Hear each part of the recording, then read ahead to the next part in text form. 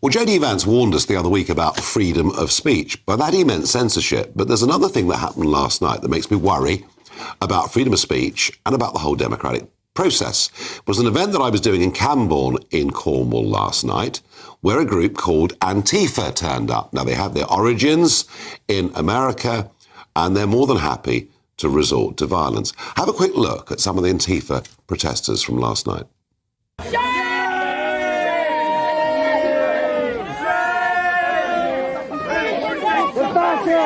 Who protects the fascists? Who protects the fascists? Shame on you!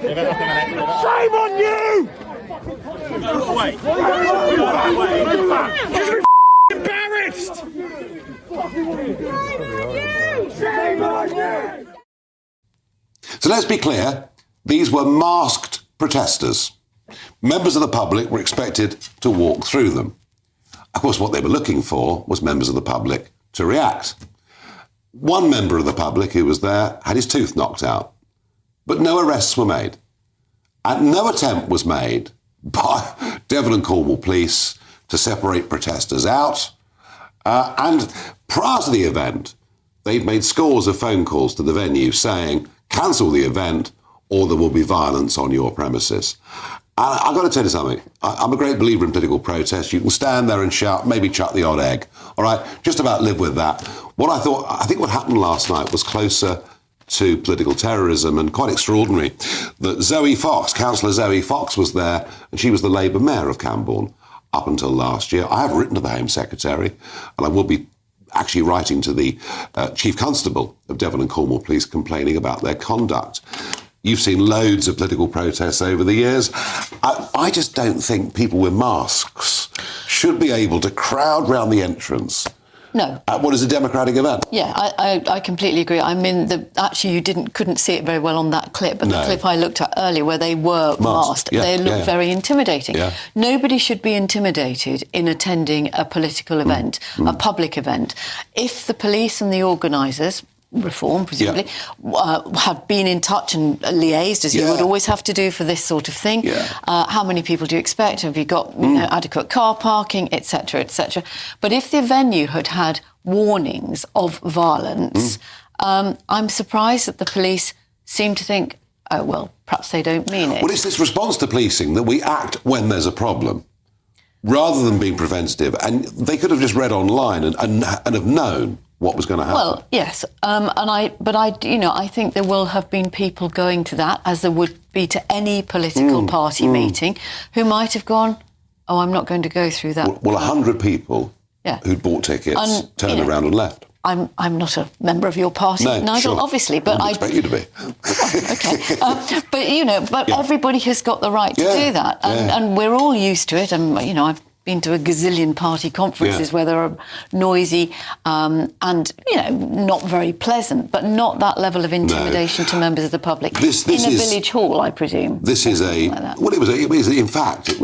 was a centre with a gymnasium, swimming pool. There were actually young kids coming in and out. So it's not.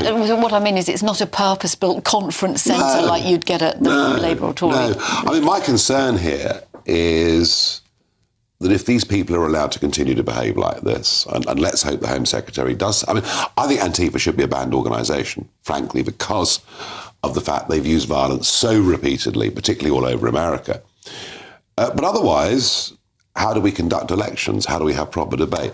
I think it's quite concerning. We have, in this country, and law enforcement have a serious blind spot when it comes to far-left extremism. As you say, Antifa, particularly in the United States, are a violent leftist extremist organisation. The journalist Andy No, who's a very good friend of mine, actually tried to kill him for reporting on their activities.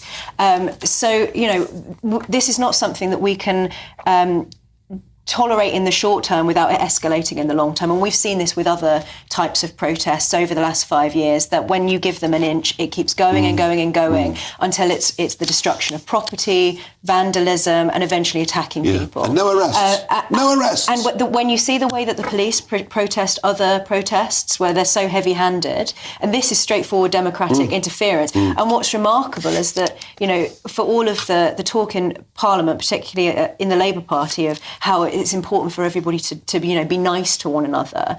And they would be very quick to jump on incitement if it were from a right-wing party towards somebody in the Labour Party. But when an MP like Zara Sultana is putting up posters of you that are really quite sort of demonic looking, they have nothing to say about that. No. And so really, if the Labour Party, you mentioned J.D. Vance's speech and him talking about how the greatest threat to us is the loss of our fundamental values in this country. Well, diplomatically, in his relationship with Donald Trump, if Keir Starmer doesn't take things like this seriously, freedom of speech, the democratic process, then that is not going to be very good for our relationship with America in the long term. No, they are banning books in America, Emma.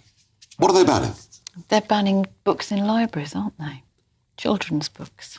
Oh, they're taking some children's books out of public libraries. They're not banning them. They're not burning. They're banning them from libraries. They're not burning them or banning them, but I know what you mean. Yeah. A spokesman for Devon and Cornwall Police said police were aware of a political event at the Carnbury Leisure Centre in Poole, Cornwall. Officers attended in order to ensure the safety of those present and prevent any potential breach of the peace. Well, sorry. There were reports of minor issues that occurred between protesters and counter-protesters, which were brought under control by officers. No arrests were made. What absolute cobblers. There were no counter-protesters. These were delegates coming to a conference who'd paid money to be there. Dear, oh dear, oh dear. The What the Farage moment of the day is now Winston Churchill portraits are being removed from Parliament buildings. And that over the last couple of years goes along with William Gladstone, Oliver Cromwell, Lord Liverpool, Duke of Wellington, William Wilberforce, Lord Salisbury, John Milton, Charles I, and Queen Victoria and Prince Albert. Do Labour hate our history that much? 26,000 works of art within the parliamentary estate that anybody can choose to have, and many of them ring the changes. I mean, I don't know what your office accommodation is like, but... Poor. Okay. Well, maybe we could have a tiny picture. We'll look for a Holbein. Yeah. But they are constantly churned round. Under the previous government, there was a review, I think it was 2022, of the sort of works of art that were being displayed in Parliament and public buildings, because a lot of these are areas where the public go as well. Portcullis House particularly. Yes, exactly. And Westminster Hall as well. And so there was a review, an audit, I think they called it, of people or symbols, if you like, of slavery or things that we might not be comfortable with anymore. Wow. But I think to the idea that, they've taken down Churchill and they've put him in a bunker somewhere, they're just changing things around. It's sort of Diane Abbott in and Churchill out, really, isn't it? Or am I being unfair? You're not being unfair. I mean, it's not arbitrary either. The portraits that they've been removing are portraits that were on that list, and many of them were included on that list for, their links to slavery for very tenuous reasons, including, for some reason, William Wilberforce, who spearheaded the abolition of slavery. Bizarre. And the thing about Churchill is actually that this is coming from politically motivated, ideologically motivated campaign of defamation against a national hero. One of the main things that often gets brought up against him is the Bengal famine, which has been repeatedly myth-busted and shown to be completely factually false by some of our most eminent historians, including Churchill's biographer Andrew Roberts. So I think what we're seeing with the removal of these portraits is very much in line with what we saw during the campaign. How funny. There is a large statue of Churchill. There is which for now. Keeps getting graffitied For now. and attacked. Well, it's Churchill out in Parliament, but Churchill into the Oval Office.